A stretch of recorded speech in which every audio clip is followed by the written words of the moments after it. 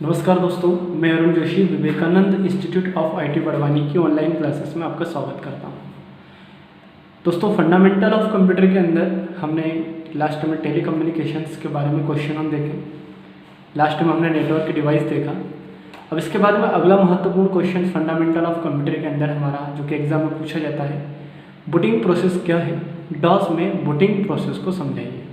या सिंपल पूछा जाता है बूटिंग प्रोसेस क्या है, बूटिंग प्रोसेस को समझाइए। किसी भी प्रकार से पूछा जा सकता है। अगर बूटिंग प्रोसेस आए तो हमें जो हम आज देखने जा रहे हैं वो बूटिंग प्रोसेस आपको एक्सप्लेन करना है। सबसे पहले दोस्तों तुम बता दो बूटिंग प्रोसेस होती क्या है। बूटिंग प्रोसेस कंप्यूटर की एक सबसे महत्वपूर्ण प्रक्रिया या सबसे महत्वपूर्ण प्रोसेस होती है जिस पर अधिकांशतः कभी भी हम ध्यान नहीं देते, अधिकांशतः यूजर ध्यान नहीं देते हैं और वो प्रोसेस कंप्लीट हो जाती है, लेकिन हम उसे जानते भी नहीं कि इसको बूटिंग प्रोसेस कहा जाता है। जी हाँ दोस्तों, जब आप सिस्टम को ऑन करते हैं, आप आपके कंप्यूटर को स्टार्ट करते हैं, जैसे उसका पावर ऑन करते हैं, सीपीयू का बटन प्रेस करते हैं और कंप्यूटर के स्टार्ट होने की जो प्रोसेस आपके सामने होती है, कंप्यूटर के स्टार्ट होने की जो प्रोसेस आपके सामने कंप्लीट होती है, उसे कहा जाता है बूटिंग प्रोसेस। जी, आप जैसे ही कंप्यूटर में सीपीयू का स्विच ऑन करते हैं और कंप्यूटर पर जो ब्लैक स्क्रीन आती है, फिर एक 1 से लेकर 100 तक की परसेंटेज की प्रोसेस कंप्लीट होती है, विंडोज़ लिखा हुआ आता है, ब्लू कलर की स्क्रीन आती है, वेलकम की स्क्रीन आती है, पॉइंटर आता है, फिर टास्क बार आता है, फिर स्टार्ट बटन आता है। ये जो पूरी प्रोसेस हमारी प्रॉम्प्ट तक आने तक की या हमारे डेस्कटॉप तक के ओपन होने तक की जो होती है, यह प्रक्रिया सिस्टम के अंदर कहलाती है बूटिंग प्रोसेस की प्रक्रिया। जी दोस्तों, अब बूटिंग प्रोसेस की प्रक्रिया होती क्या है। बूटिंग प्रोसेस की प्रक्रिया में हमारा जो ऑपरेटिंग सिस्टम होता है, हमारा ऑपरेटिंग सिस्टम जो कंप्यूटर की मेमोरी में स्टोर रहता है, एक प्रकार का सॉफ्टवेयर है ना, जो कंप्यूटर की मेमोरी में स्टोर रहता है। और मेमोरी मतलब सेकेंडरी मेमोरी, हमारी जो सेकेंडरी मेमोरी होती है वहाँ पर यह स्टोर रहता है परमानेंटली रूप से। अब जैसे ही हम सिस्टम ऑन करते हैं, कंप्यूटर को ऑन करते हैं, तो जो सॉफ्टवेयर होते हैं वो सेकेंडरी मेमोरी से उठ करके प्राइमरी मेमोरी में लोड होते हैं। हमारी जो सेकेंडरी मेमोरी है वहाँ से उठ करके कार्य करने के लिए लोड होते हैं प्राइमरी मेमोरी में। लेकिन सभी सॉफ्टवेयर में सबसे मुख्य सॉफ्टवेयर होता है हमारा ऑपरेटिंग सिस्टम, और सबसे पहले सेकेंडरी मेमोरी से वह उठ करके लोड होगा कहाँ पर, प्राइमरी मेमोरी में। जैसे हम सिस्टम ऑन करते हैं तो जो हमारा ऑपरेटिंग सिस्टम होता है उसकी कुछ फाइलें आगे बढ़ती है जिससे ब्लैक कलर की स्क्रीन आती है, फिर कुछ फाइलें आगे बढ़ती है जिसमें 1 से लेकर 100 तक की प्रोसेस होती है, फिर कुछ फाइलें आगे बढ़ती है जिसमें पर्टिकुलर ब्लू स्क्रीन आती है, फिर फाइलें आगे बढ़ती है जिसमें जाकर pointer, task bar, start button, icon और पूरी तरह से डेस्कटॉप या पूरी तरह से प्रॉम्प्ट। मतलब हमारा जो ऑपरेटिंग सिस्टम है वो पूरी तरह से सेकेंडरी मेमोरी से उठ करके आ चुका है प्राइमरी मेमोरी में। और जब कंप्यूटर हमें शट डाउन करना होता है, बंद करना होता है, उसको क्लोज करना होता है कि अब हमें कार्य नहीं करना है, तो हम डायरेक्ट बोर्ड से स्विच ऑन नहीं करते हैं, हम पर्टिकुलर उसे शट डाउन करते हैं या टर्न ऑफ करते हैं। जी, स्टार्ट बटन पर क्लिक करते हैं, टर्न ऑफ पर क्लिक करते हैं या शट डाउन पर क्लिक करते हैं, तब जाके हम कंप्यूटर को बंद करते हैं। हम डायरेक्टली स्विच ऑफ नहीं करते हैं। वो इसलिए नहीं करते हैं क्योंकि हमारा जो ऑपरेटिंग सिस्टम है जिसको हम सीक्वेंस से सेकेंडरी मेमोरी से प्राइमरी मेमोरी में लाए हैं, उस ऑपरेटिंग सिस्टम की सभी फाइलों को, अनगिनत प्रोग्राम्स को वापस प्राइमरी मेमोरी से हमें भेजना होता है सेकेंडरी मेमोरी में। अगर हम डायरेक्ट स्विच ऑफ कर देंगे तो हमारी कुछ फाइलें सेकेंडरी मेमोरी में पहुंच जाएगी, कुछ रास्ते में रह जाएगी और कुछ यहीं पर रह जाएगी, जिससे उन फाइलों का करप्ट होना संभव रहता है। और यदि कोई फाइल करप्ट हो चुकी या डिलीट हो गई है तो फिर पुनः हमारा कंप्यूटर स्टार्ट नहीं होगा, हमारा ऑपरेटिंग सिस्टम करप्ट हो जाएगा और फिर वो कार्य करना प्रारंभ नहीं करेगा।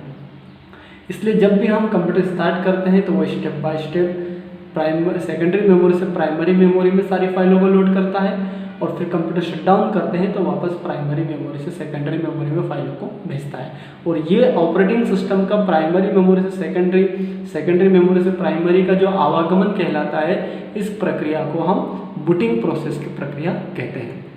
बूटिंग प्रोसेस के अंदर कई सारी प्रोसेस दोस्तों होती है, जिसके अंदर वह पर्टिकुलर हमारे सिस्टम के कॉन्फ़िगरेशन को चेक करता है, सॉफ्टवेयर को स्कैन करने का काम करता है, साथ ही हार्डवेयर को चेक करने का काम करता है, उसकी पावर को चेक करने का काम करता है, साथ ही अलग अलग प्रकार के जो हमारे ड्राइवर सॉफ्टवेयर होते हैं उन्हें भी वो चेक करने का काम करता है।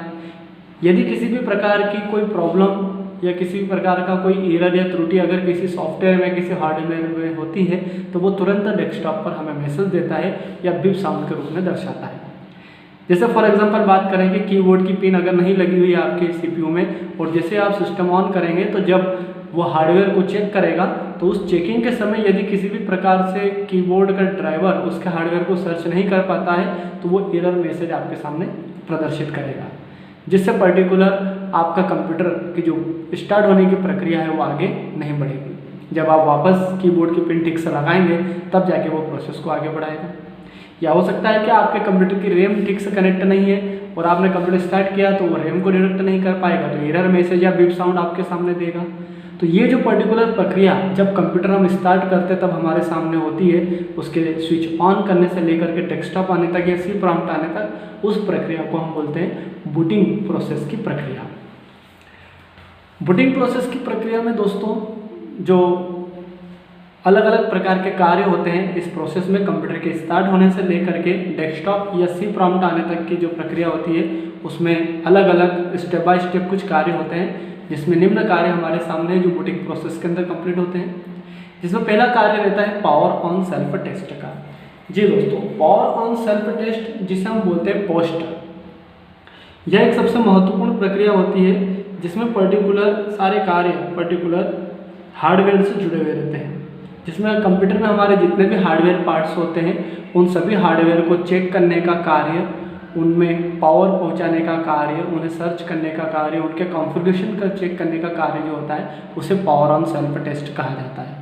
और आपने देखा होगा दोस्तों, जैसे आप सिस्टम ऑन करते हैं तो सबसे पहले कीबोर्ड में लाइट ऑन होती है, माउस में लाइट ऑन होती है, धीरे धीरे सारे हार्डवेयर पार्ट्स में जब वो पावर पहुँचती है उसके बाद ही पर्टिकुलर आगे की प्रक्रिया प्रारंभ होती है। तो यह सबसे मुख्य पॉइंट होता है जो सबसे पहले होता है, जिसे पावर ऑन सेल्फ टेस्ट या पोस्ट की प्रक्रिया जो कि बूटिंग प्रोसेस के अंदर कहते हैं।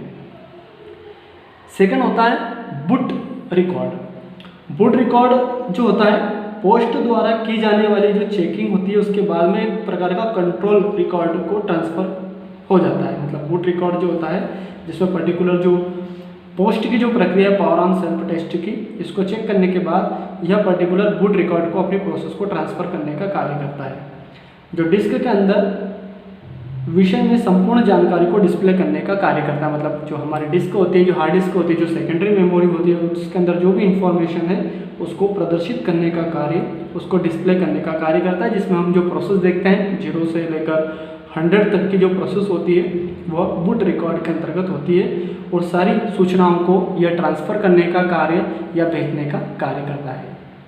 नेक्स्ट होता है डॉस कर्नल। डॉस कर्नल यह तीसरा सबसे महत्वपूर्ण एक स्टेप होता है दोस्तों, जिसमें डॉस कर्नल पर्टिकुलर मेमोरी के अंदर जाकर के लोड होता है। यह ऑपरेटिंग सिस्टम का एक केंद्र बिंदु होता है, एक सेंटर पॉइंट होता है जो कंट्रोलिंग करने का काम या मैनेजमेंट करने का कार्य करता है।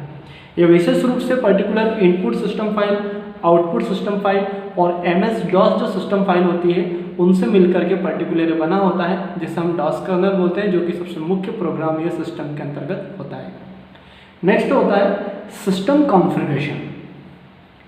सिस्टम कॉन्फ़िगरेशन के अंतर्गत दोस्तों जो डॉस कर्नल जो लोड होता है उसके लोड होने के बाद कंप्यूटर का ये अगला चरण होता है, अगली स्टेप होती है जिसे सिस्टम कॉन्फ़िगरेशन कहा जाता है। इसमें configuration dot system file, config dot system file जो कि रन होती है उसे ये ढूंढता है और उसे रन करने का कार्य करता है। या उन फाइलों के अंदर जितने भी प्रकार के पैरामीटर्स दिए गए हैं उसके अनुसार पर्टिकुलर जो इंटरनली सेटिंग्स जो सिस्टम के अंदर होती है या कंप्यूटर के अंदर होती है उसे कंप्लीट करने का कार्य करता है। जितने भी प्रकार की फाइलें होती है उन्हें चेक करता है और सभी प्रकार के जो अलग अलग प्रकार के ड्राइवर सॉफ्टवेयर की फाइलें होती है, हार्डवेयर की जो फाइलें होती हैं, ड्राइवर उनके जो होते हैं उनकी जो फाइलें होती है, उन सभी कॉन्फ़िगरेशंस को चेक करने का काम जो होता है, मतलब हम बोल सकते हैं कि हमारे सॉफ्टवेयर को स्कैन करने का जो काम होता है वो सिस्टम कॉन्फ़िगरेशंस फाइल के द्वारा किया जाता है। नेक्स्ट जो चरण होता है दोस्तों वो होता है हमारा command.com फाइल का। यह 5वां चरण होता है, मतलब 5th स्टेप होती है बूटिंग प्रोसेस के अंतर्गत। यह command.com जो फाइल होती है मेमोरी के अंदर लोड होती है, जिसमें जो हमारी इंटरनल कमांड्स होती है डॉस के अंदर, जो हम इंटरनल कमांड जो अगले वीडियो में हम देखेंगे उन कमांड्स को जो हम रन करेंगे तो उन कमांड्स को पहले ही लोड कर दिया जाता है ऑपरेटिंग सिस्टम के द्वारा, और उनको लोड करने का काम जो होता है वह command.com फाइल्स के माध्यम से किया जाता है, और उन्हीं कमांड्स को रन करने का काम भी यह फाइल करती है। नेक्स्ट होता है AutoExe बैच फाइल। यह जो चरण होता है दोस्तों, यह command.com फाइल्स जो पर्टिकुलर होती है वो ऑटोमेटिकली पर्टिकुलर AutoExe फाइल्स को ढूंढ करके उसे रन करने का काम करती है, उसे ऑपरेट करने का काम करती है। यह फाइल जो होती है ये हमारे सिस्टम्स के अंदर जैसे डेट, टाइम या पर्टिकुलर विभिन्न प्रकार के सॉफ्टवेयर के जो पाथ होते हैं, जो एड्रेस होते हैं, जो लोकेशन होती है, उन्हें सेट करने का कार्य करती है। मतलब हमारी जो रीजनल सेटिंग होती है उसको पर्टिकुलर सेट करने का काम हमारे AutoExe फाइल्स के नाम सहायता से किया जाता है। फिर नेक्स्ट होता है डॉस प्रॉम्प्ट। डॉस प्रॉम्प्ट दोस्तों जो होता है यह सबसे लास्ट स्टेप होती है, जो अंतिम चरण होता है, जिसमें पर्टिकुलर स्क्रीन पर, मॉनिटर पर, जैसे अगर विंडोज है तो उसमें हमारा डेस्कटॉप आ जाता है, और अगर डिस्क ऑपरेटिंग सिस्टम है तो पर्टिकुलर डॉस प्रॉम्प्ट आ जाता है, जहां पर हम कमांड्स को रन करने का कार्य करते हैं, जहां पर यूजर्स अपनी अलग अलग कमांड्स को ऑपरेट करता है ना, जो किसी प्रॉम्प्ट के रूप में हमारे सामने स्क्रीन पर यह प्रदर्शित होता है। तो यह बूटिंग प्रोसेस की प्रक्रिया दोस्तों, जिसमें power on self test, boot record, DOS kernel, system configuration, command.com और AutoExe batch file and DOS prompt, यह पर्टिकुलर प्रोसेस के अंदर रन होते हैं। अब बूटिंग प्रोसेस जो हमारी होती है वो मुख्यतः दो प्रकार की रहती है। दो प्रकार की बूटिंग प्रोसेस में अगर दोस्तों बात करें टाइप्स ऑफ बूटिंग प्रोसेस में, तो एक होती है कोल्ड बूटिंग प्रोसेस और एक होती है warm booting process. Cold booting process की अगर बात करें तो कोल्ड बूटिंग प्रोसेस एक ऐसी बूटिंग प्रोसेस होती है जो शून्य से, मतलब जीरो से प्रारंभ होती है।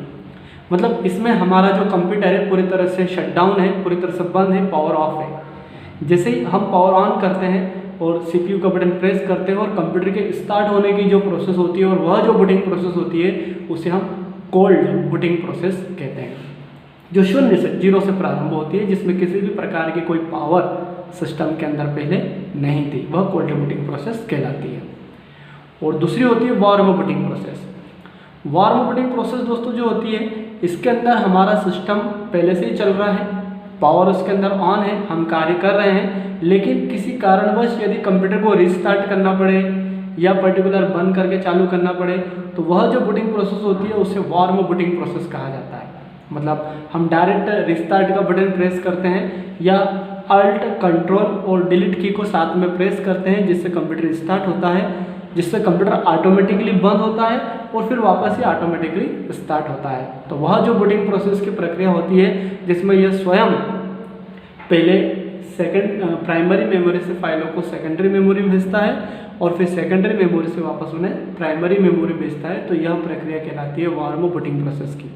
जैसे मोबाइल को दोस्तों आप लोग रिबूट करते हैं, वह रिबूट करने की जो प्रक्रिया होती है वो वार्म बूटिंग प्रोसेस कहलाती है। और एक पावर ऑफ करके स्विच ऑन करना जो रहता है वह कोल्ड बूटिंग प्रोसेस कहलाती है। तो दो प्रकार की बूटिंग प्रोसेस होती है, cold booting process and warm booting process. तो उम्मीद है दोस्तों ये वीडियो आप लोगों ने पूरा देखा होगा, जिसमें बूटिंग प्रोसेस एक महत्वपूर्ण क्वेश्चन है कि बूटिंग प्रोसेस क्या है, क्या इसके अंदर होता है, कौन कौन से कार्य होते हैं और कितने प्रकार की बूटिंग प्रोसेस होती है। तो यह एग्जाम के अंदर आया तो आपको इसे एक्सप्लेन करना है, इसे समझाना है। तो इस वीडियो को पूरी तरह से देखिए, समझिए, आपके पास जो नोट्स है उसमें से इसे देख करके समझिए, पढ़िए और याद कीजिए। ठीक है, मिलते हैं अगले टॉपिक के साथ, तब तक के लिए ओके, थैंक यू, बाय।